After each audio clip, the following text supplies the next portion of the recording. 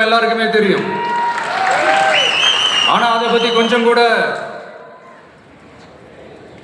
அதை கண்டுக்காம ஒரு அரசு மேல இருந்து நம்மளை ஆண்டுகிட்டு இருக்கு.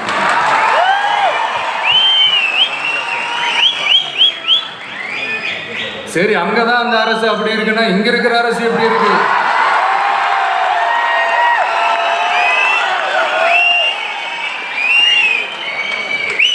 இங்க நம்ம தமிழ்நாட்டில் வேங்கை வயல்னு ஒரு ஊர்ல என்ன நடந்துச்சுன்னு நம்ம எல்லாருக்குமே தெரியும்.